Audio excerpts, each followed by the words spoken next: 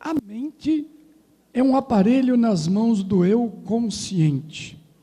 Os seus atributos são manipulados por ele e refletem na realidade interna e externa, como acabamos de ver. Nela, na mente, reside a habilidade realizadora, a habilidade de criar a realidade, ou o que é sensorial à criatura. É dotada de poder de escolher o que é significativo no mar de estímulos cotidianos. Também tem o poder de dar crédito em diferentes graus e de graduar a importância dos acontecimentos e sensações, o que gera diferentes níveis de compreensão. O universo mental não se restringe a imaginar.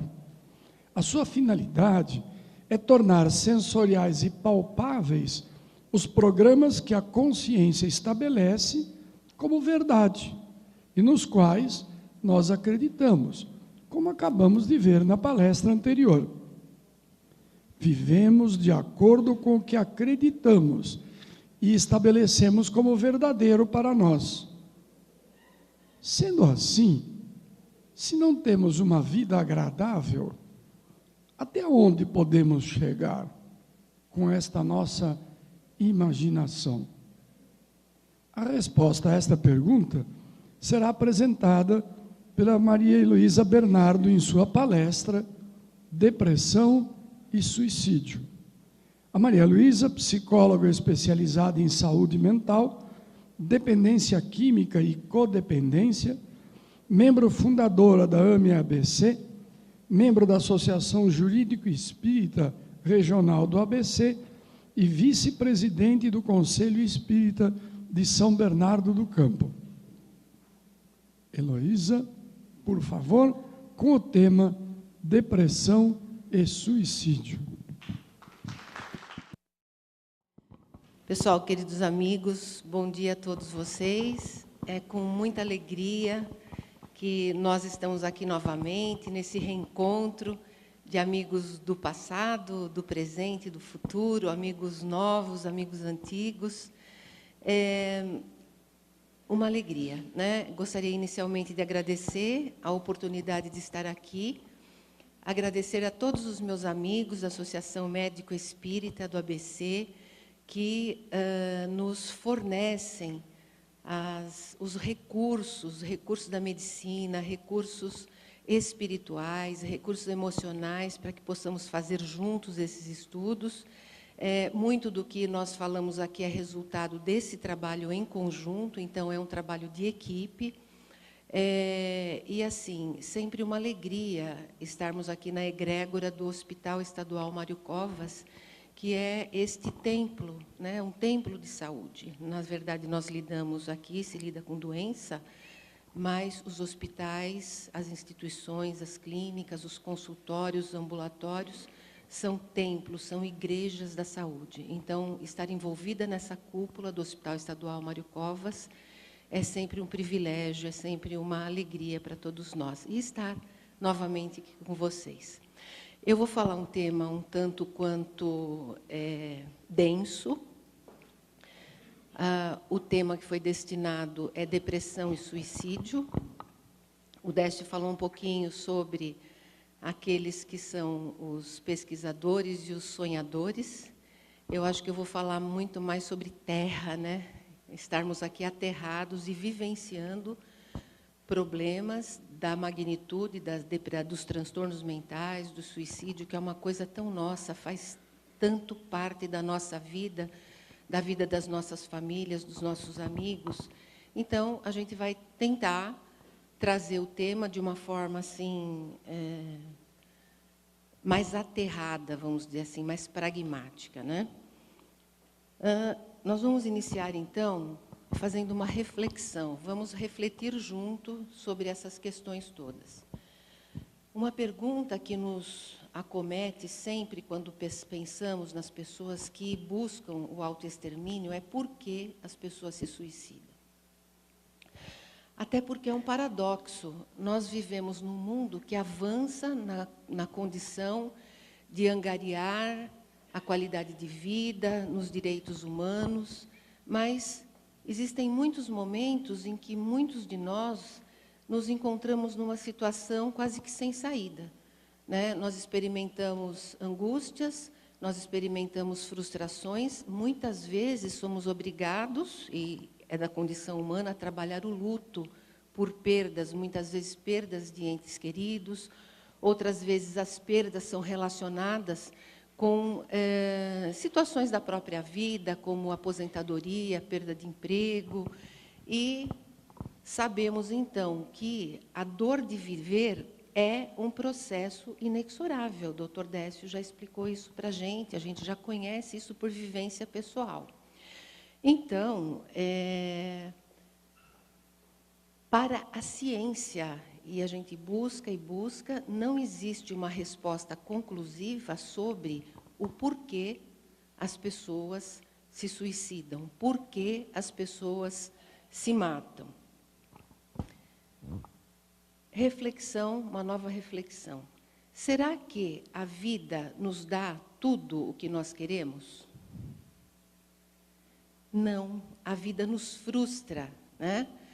Os momentos de perda, elas produzem o luto, e o luto produz dor, produz frustração, produz sofrimento físico, emocional, psíquico e espiritual.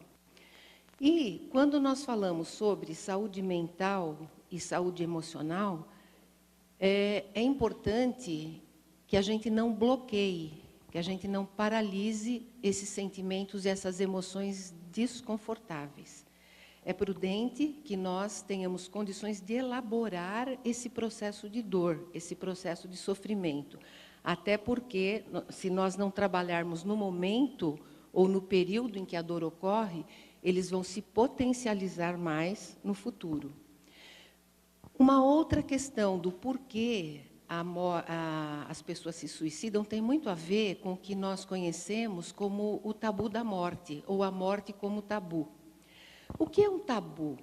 Tabu é uma crença aparentemente injustificada, seria uma crença sem fundamento. Com relação ao suicídio, ou com relação à depressão, nós sabemos que a morte, se existe alguma coisa que nós, como encarnados, que nós, como vivendo no planeta Terra, conhecemos, é que a morte é algo irremediável. Por outro lado, nós negamos a finitude, particularmente no mundo ocidental. Nós negamos que nós vamos amadurecer, que nós vamos envelhecer, que vai chegar um momento em que chegaremos à finitude. Nós negamos isso. Então, a negação da finitude faz com que a gente não fale sobre os processos de morte e do morrer. Um exemplo, nós, quando temos as nossas crianças, nossos filhos, netos, alunos, dificilmente nós conversamos com eles sobre morte. Nós falamos sobre vida, sobre a beleza da vida, mas dificilmente falamos sobre morte. Muitas vezes impedimos as nossas crianças e os nossos jovens de participarem dos cerimoniais fúnebres, né? Fazendo com que, então, o tabu, né? Fazendo com que essa crença ela se firme, ela se fixe, impedindo a discussão sobre o processo do morrer. Então, observe, se morrer é sequência da vida, por que esse tema tanto nos assusta? É necessário refletirmos sobre isso, é necessário conversarmos sobre isso. Freud dizia o seguinte, ele deixou registrado, se você quiser suportar a vida, prepare-se para a morte. Uma magnífica experiência terapêutica angariada nos campos de concentração na Segunda Guerra Mundial, onde muitas pessoas passaram por experiências de sobrevivência. Muitos morreram, mas muitos sobreviveram. e puderam, então, analisar a diversidade de sentimentos, de emoções que ocorrem num processo de terminalidade. E aí produziu-se, então, através de Viktor Frankl, a logoterapia, que é um processo, é um sistema psicoterápico que aborda, que focaliza principalmente na descoberta do sentido da vida. Descobrir qual é o sentido da vida através das experiências de morte ou de quase morte traz um conhecimento que se reverte em terapêutico para as pessoas.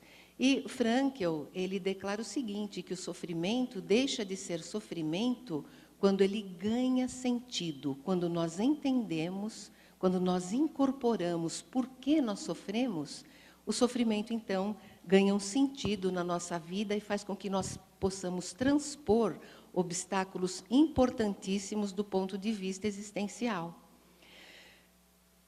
Sabemos todos nós, espíritas, espiritualistas e algumas filosofias assemelhadas, que de todas as tradições religiosas, espiritualistas ou filosóficas, a doutrina espírita é a que reúne maior acervo de informações a respeito da realidade do suicida no mundo espiritual.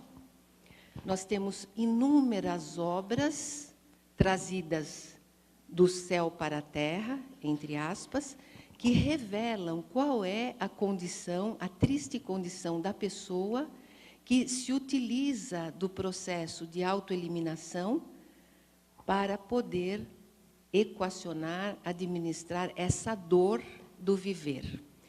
E temos ainda, na obra, alguma coisa?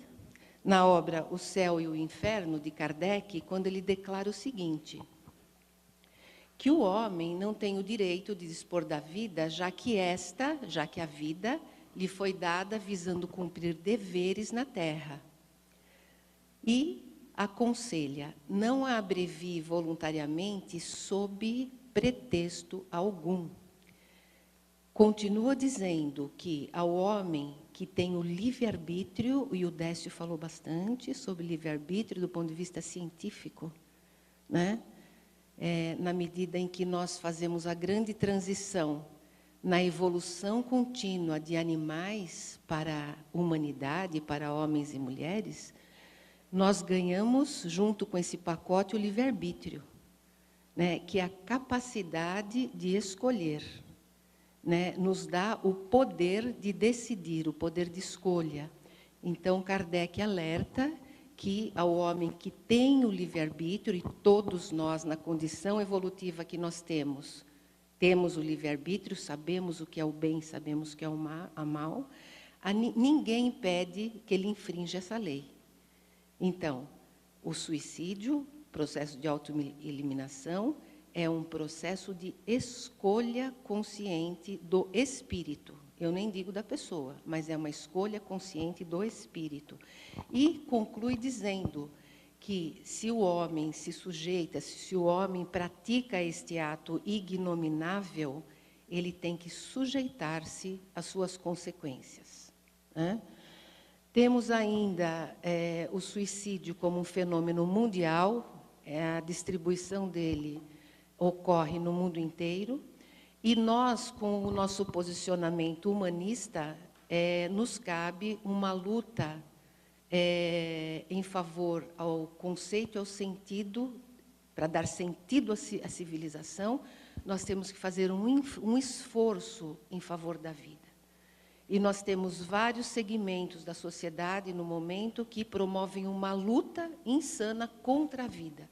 Haja vista, e nós já discutimos isso nesses eventos, a questão do aborto, a questão da eutanásia e o suicídio vem no mesmo rastro, né? Então, para a gente definir um pouquinho melhor o suicídio é sinônimo de autocídio, que é um ato intencional da pessoa matar-se a si mesma. São sinônimos de suicídio autodestruição, autoextermínio, autoeliminação, e a suicidologia é a área do saber que estuda esse comportamento da pessoa de autoeliminação. já falei sobre isso, nós vivemos uma grave crise de movimentos internacionais contra a vida. Contra a vida. Quando nós falamos sobre suicídio, é necessário evitar simplificações ou conclusões precipitadas, porque o comportamento suicida é um fenômeno complexo. Ele é um fenômeno bio, psico, sócio, espiritual. Ou seja, tem algo a ver com o funcionamento do corpo, da mente, das emoções, tem origem e repercussão no meio sociofamiliar e uma abrangência enorme dentro do campo espiritual. Eu coloquei aqui a foto e uma frase de Picasso, quando ele diz o seguinte: jogue fora todos os números que não são essenciais para a sua sobrevivência. O Décio estava dizendo que tem problema com números. Vocês viram, né, como ele tem problema com números? Então, imagine eu, que sou psicóloga e que tenho realmente lesão, tenho problema com números. Então, num primeiro momento, eu sou totalmente a favor de Picasso. Mas quando nós começamos a estudar a epidemiologia, as estatísticas sobre suicídio, que são estarrecedoras e que eu vou apresentar para vocês, eu percebi o seguinte: não, nós precisamos falar sobre números, nós precisamos falar sobre epidemiologia e precisamos falar sobre estatística, porque nós temos a obrigação de conhecer o tamanho do problema, a magnitude do problema. Suicídio é considerado pelas organizações que estudam saúde mental e saúde de uma forma geral como a epidemia silenciosa. É uma grande catástrofe no planeta Terra. Então, Décio, me acompanhe, por favor. Vamos aos números. Observe o seguinte, registrem esse dado, porque depois nós vamos apresentar indicadores, alguns números sobre transtornos mentais. 90% dos casos de suicídio está associada às doenças mentais diagnosticáveis e tratáveis. Olha a proporção de doença mental entre todas aquelas pessoas que praticam o suicídio. E, de cada 10 suicídios, 9 são possíveis de prevenção.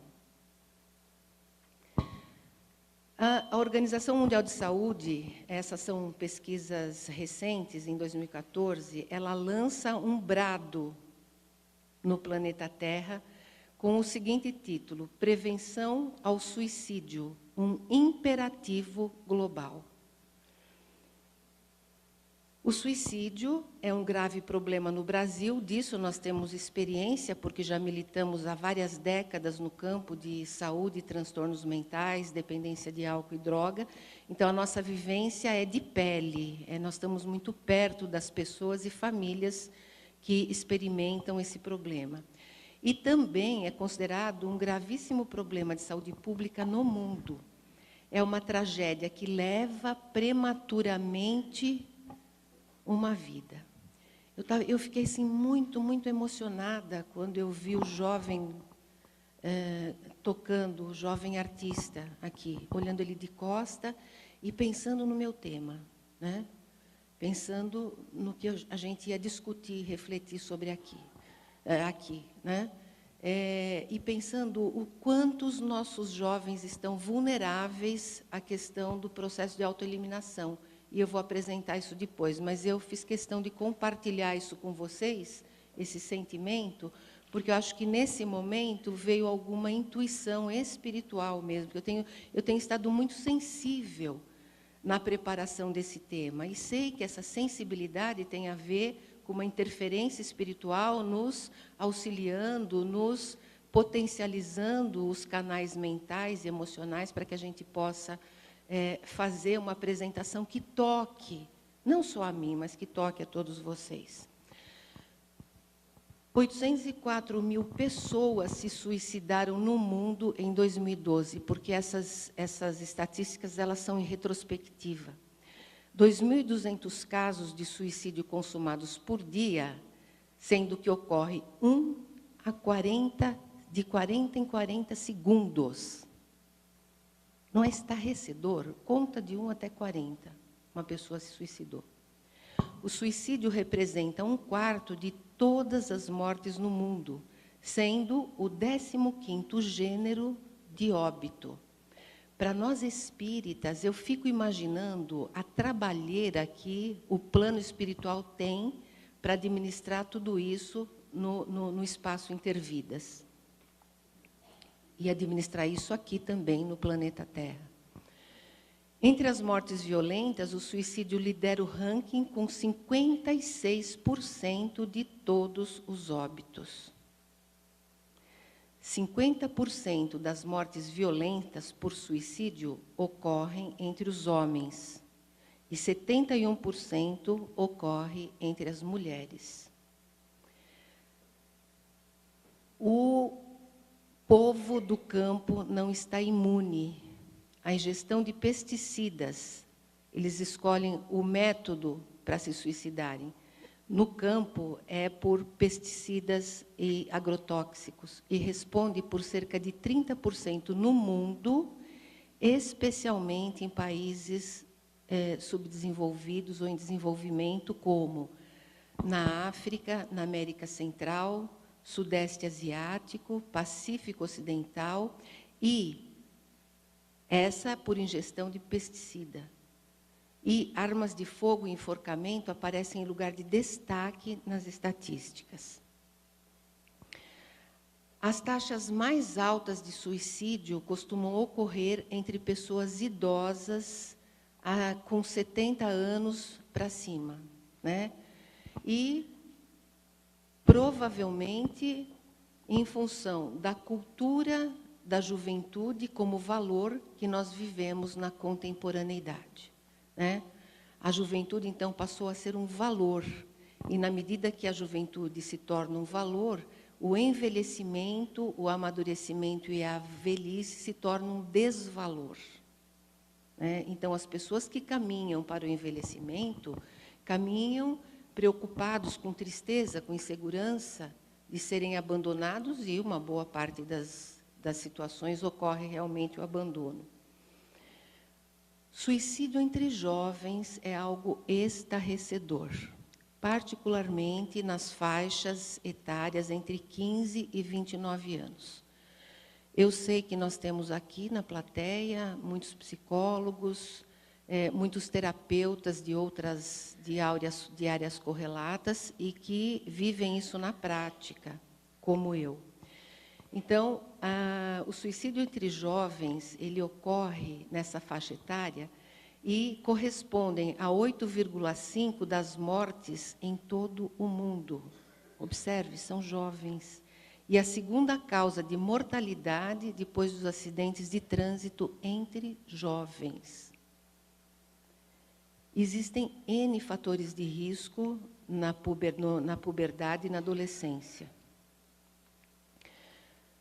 A maior parte dos suicídios ocorre em países onde predomina economias de renda média ou baixa, em torno de 75,5%, sendo que a menor incidência ocorre em países onde a renda é alta. Então, pobreza, abandono, fome, provoca este fenômeno, que é o fenômeno da autoeliminação, devido ao sofrimento que a população experimenta. E nós estamos vivendo no mundo contemporâneo essa tristeza em conjunto, né?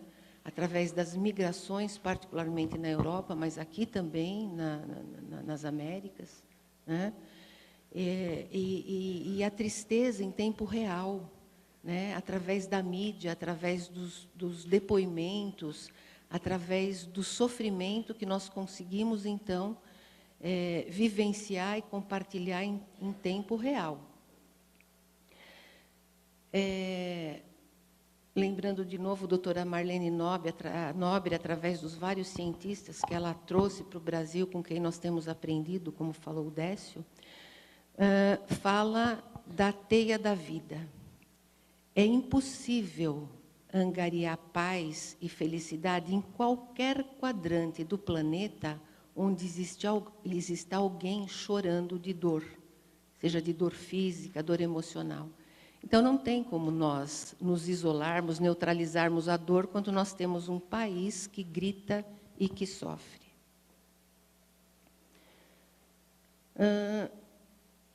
Há mais suicidas entre homens, 15 para cada 100 mil, do que entre mulheres. Entre mulheres, 8 para cada 100 mil, segundo os estudos da Organização Mundial de Saúde.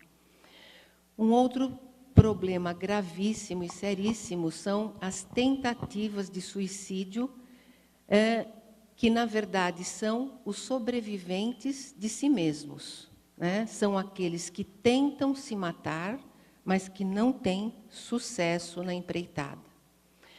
Com relação às tentativas de suicídio, nós temos que mulheres são a maioria, porque os homens, quando eles tentam se matar, eles são extremamente efetivos, eles tentam e eles conseguem. Para cada pessoa que consegue se suicidar, mais de 20 não têm sucesso em uma ou mais vezes. Então, o maior fator de risco para suicídio é sempre a primeira tentativa. Há uma tentativa de suicídio a cada 2 segundos no mundo. O maior fator de risco para suicídio, como falamos, é sempre a primeira tentativa. E quem tentou se matar uma vez, naturalmente que precisa de ajuda, e ajuda efetiva, pois a probabilidade da pessoa tentar novamente é alta. E muitas vezes a pessoa dá sinais, a maior parte das vezes a pessoa dá sinais verbais e físicos de que vai tentar se matar. A tentativa de suicídio é a 6ª causa de incapacitação em indivíduos na faixa etária entre 15 e 44 anos. Veja, a faixa mais produtiva, a faixa etária mais produtiva, a faixa etária uma das mais importantes, em termos de que a pessoa tem a sua família, tem os seus filhos. E o número de pessoas que se suicidam no mundo hoje supera aquele registrado oficialmente de mortes por homicídio ou em conflitos armados. Aqui já vem uma curiosidade, né? Veja, se a morte por suicídio supera todas as taxas registradas de homicídios ou mortes violentas documentadas, por que a gente não conhece, por que a gente nunca ouve falar sobre suicídio? Ou quando ouve, assim, de uma forma muito incipiente. Depois nós vamos falar sobre mimetismo. Este dado ele é surpreendente, considerando a ampla repercussão em diferentes mídias dos óbitos por homicídios ou guerras e a ausência de informações sobre suicídio. Observe um outro fenômeno. A pessoa nunca se mata sozinho, né?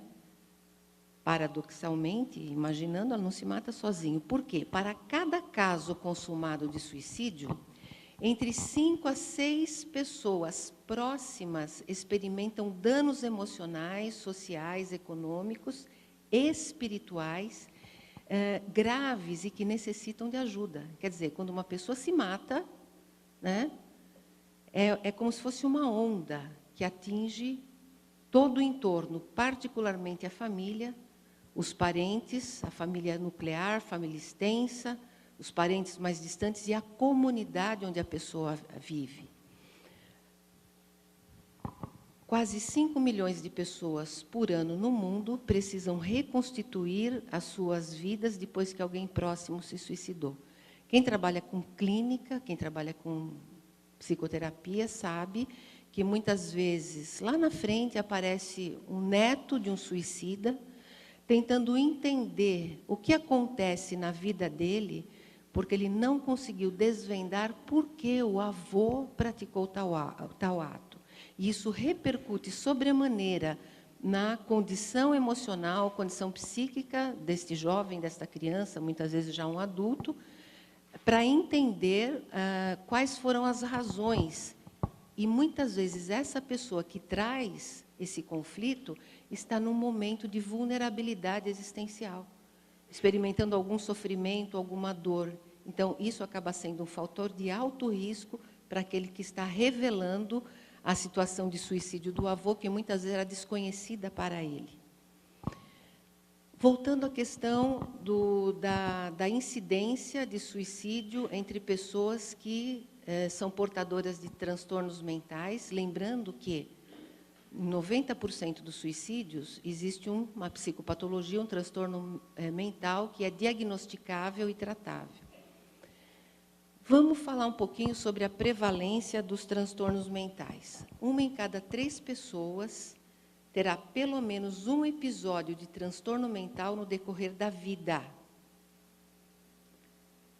3 de nós, eu, o Hugo e o Fernando, né? Então, no decorrer da nossa vida, nós teremos pelo menos um episódio de transtorno mental.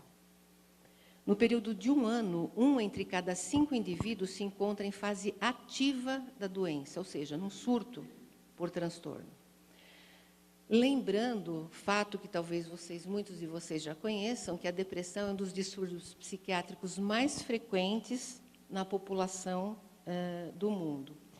E, dado da Organização Mundial de Saúde, até 2020, a depressão será a principal doença mais incapacitante do mundo. Nós já estamos vivendo isso, né? Nós já estamos experimentando isso, muitas vezes na própria pele, com pessoas da nossa família e tal. Então, eu trouxe isso daqui como uma informação de prevenção. É preciso que a gente tenha uma ideia, pelo menos geral, do que é depressão e do que não é depressão, através dos sinais e sintomas. Então, o que não é depressão? Porque o termo depressão ele é utilizado hoje de uma forma assim, muito coloquial, né? Então, por exemplo, a pessoa estou com depressão, estou na fossa, estou triste, estou com depressão. Ou identifica como depressão um baixo astral passageiro. Ou algum sinal de fraqueza, a pessoa fala que tem depressão, não. Né? Muitas vezes nós experimentamos episódios de tristeza profunda quando precisamos elaborar lutos importantes, quando perdemos um ente querido, uma pessoa amada, naturalmente, isso é da natureza humana, é da nossa condição, nós experimentamos um período curto, médio ou mais longo, dependendo de cada pessoa, para fazer a elaboração do processo de luto. Algumas pessoas elaboram o luto e voltam ao normal, entre aspas. Outras pessoas não conseguem elaborar o luto e entram no processo de depressão. Mas é importante que saibamos que não são todos os sinais e sintomas de depressão que caracterizam uma depressão clínica, né? Porque nós temos problemas, como nós já vimos. Nós temos problemas, nós ficamos tristes, nós temos frustrações, nós temos decepções. Então, isso é até que natural. Agora, o que é depressão? A depressão, conforme nós queremos expor. A depressão é uma moléstia do organismo como um todo. Ela compromete o corpo físico, compromete as emoções, os sentimentos, compromete toda a parte sociofamiliar, a família também adoece, o entorno da pessoa fica adoecido, inclusive gera impacto nas empresas onde as pessoas trabalham, né? E tem forte influência do plano espiritual. E interfere sobremaneira na forma de relacionamento com o mundo, da pessoa deprimida com o mundo. E não pode ser resolvido pela força de vontade. Interessante que eu observei o Décio falando um pouquinho sobre isso. Muitas vezes nós, na melhor das boas intenções, quando nós temos uma pessoa com sinais de depressão, a gente, para ajudar, a gente fala o quê? Se anime, sai dessa, você tem tudo. Por que você não reage? Ora, veja, se o quadro for um quadro de depressão clínica, a pessoa não tem como reagir. E o fato de nós fazermos esse aconselhamento para ela no bom sentido, ao invés de ajudá-la, prejudica. Porque aí vem a tal da culpa. Como pode? Eu tenho tudo, eu estou bem, eu estou com saúde física e não consigo reagir? Então, eu sou uma pessoa anormal. Falta alguma coisa em mim. Na verdade, o que falta são mecanismos neuroquímicos que precisam ser compensados através de tratamento especializado. Então, alguns sintomas da depressão, com essa ressalva que eu fiz. Tristeza persistente, sensação de vazio, desesperança, pessimismo, sentimentos de culpa, de inutilidade, sentimentos de desamparo, anedonia. O que é anedonia? A anedonia é a perda de prazer para as atividades do cotidiano. Aquelas atividades simples que geravam prazer, tomar um banho, a alimentação, um passeio, não trazem mais alegria para a pessoa. É chamado anedonia.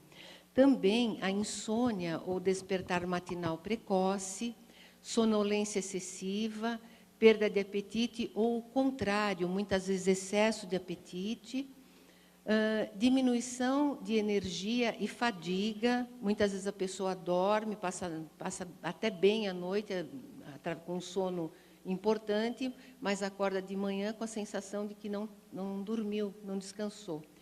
Dificuldade de concentração e memória, insegurança para tomar decisões, sintomas físicos que não respondem a medicamentos, ideias de morte e tentativas de suicídio. Observe, eu tentei colocar os sinais e os sintomas num crescendo, com aquela ressalva que eu fiz para vocês. Quando nós estamos enfrentando algum tipo de problema, natural que nós tenhamos vários desses sinais e sintomas que passam, eles vão embora. O problema é quando eles permanecem ao longo de um certo tempo. E falar também dos sintomas de depressão na fase da mania. Existem algumas pessoas que são portadoras do transtorno afetivo bipolar, ou TAB. Então, são pessoas que ciclam. A ciclagem vai depender de cada pessoa. Então, ela pode ter períodos de tristeza, de desânimo e períodos de euforia, que são caracterizados principalmente por irritabilidade e euforia, insônia, ideias de grandeza e tagarelice, a pessoa não para de falar, tem os pensamentos desconexos ou muito rápidos, aumento potencial do interesse sexual, aumento de energia, redução do senso crítico, comportamento social inadequado e, muitas vezes, a pessoa causa um profundo transtorno, a maior parte das vezes, um transtorno no entendimento da família com relação ao comportamento dela, porque é como se fossem duas pessoas. Quando ela está na fase depressiva, é uma pessoa completamente diferente quando apresenta sintomas de mania. Então, voltando à questão, por que as pessoas se suicidam? Veja, quanto maior a tristeza, quanto maior a melancolia ou a depressão, maior o isolamento ou a culpa por não estar de bem com a vida. Isso acontece com a maior parte de nós em períodos de crise existencial, que, na verdade, são naturais.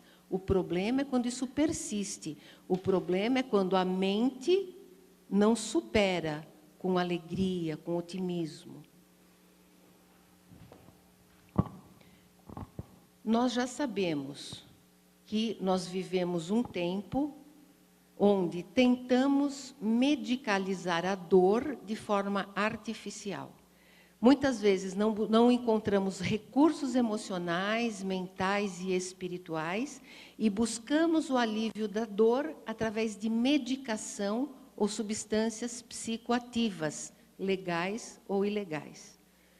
Então, em momentos de dor, em momentos de frustração, em momentos de sofrimento irremediável, a pessoa medica essa dor, que pode ser uma dor existencial, mais simples ou mais complexas, buscando alívio na medicação psicoativa, no álcool, nas outras drogas. E aqui, depois das pessoas insistirem muito, eu escrevi alguma coisa sobre isso, inclusive tem alguns exemplares aí, para tentar explicar para as pessoas, principalmente para as famílias e profissionais de várias áreas, o que é a dependência, o que é o uso, o abuso e a dependência de substâncias psicoativas e o que ele ocasiona na vida da pessoa que usa e no entorno familiar. Então, é uma coisa muito simples, um livro assim muito desprovido de qualquer intenção comercial, mas principalmente para aquelas pessoas que enfrentam o problema na própria vida ou no seu entorno. Com relação aos jovens, voltando aos jovens, 20% dos adolescentes no mundo, eles apresentam algum tipo de desordem psiquiátrica. Isso é estatístico, tá? Cerca de metade dessas doenças começa antes dos 14 anos, né? Eu sempre tento trazer para a nossa realidade aqui, nossa cidade, nosso entorno, nosso país. Nós vivemos um momento em que a saúde está doente. Apesar de nós estarmos no hospital maravilhoso, nós temos pouco acesso a tratamentos especializados. O campo de saúde mental é um campo ainda mais difícil, né, de acesso. Então, nós temos, por exemplo, muita dificuldade quando nós precisamos encaminhar crianças e adolescentes a profissionais especializados em transtornos mentais, né? Isso dificulta o diagnóstico, a dificuldade do diagnóstico, do encaminhamento, dificulta o prognóstico, piora o prognóstico. Quem mais são as pessoas que se suicidam? Tristemente, os povos indígenas, principalmente pela falta do sentido de pertencimento. São populações abandonadas, de onde são retirados os seus principais valores, seus valores culturais, a sua língua, os seus meios de subsistência, que causam uma dor profunda na pessoa. Militares e policiais, devido ao estresse produzido pela profissão e acesso fácil às armas, eles portam arma de fogo. Então, eles têm o estresse produzido pela profissão e a facilidade, através do instrumento, para fazer a consecução do ato. Quem são essas pessoas que se suicidam, além de tudo? Nós. Particularmente nós, moradores das megalópolis, por pura exaustão física e emocional. Muito comum em profissionais de área de saúde, médicos, psicólogos, assistentes sociais, enfermeiros, educadores, né? Até porque nós, muitas vezes, vivemos na ilusão do hiperconsumo, na exaltação do excesso, na banalização e no desperdício, no uso perdulário dos recursos e no agravamento da destruição ambiental. Nós somos bichos, nós precisamos de plantas, precisamos de filhotes, precisamos de vida, de flores, né? Mas, muitas vezes, através da ilusão do autoconsumo, do ter, do ser, nós esquecemos que nós somos seres que são da Terra. Então, isso produz um sofrimento tal, muitas vezes em nível inconsciente, que leva, que direciona a pessoa para situações de autoextermínio. O preconceito, a homofobia, o preconceito contra a orientação sexual, homossexualidade, tem sido situações assim dramáticas que nós vemos todos os dias através da mídia, assim como a violência doméstica contra mulheres e crianças. Eu falo disso com conhecimento, porque eu lido com isso, trabalho já há várias décadas em hospital psiquiátrico.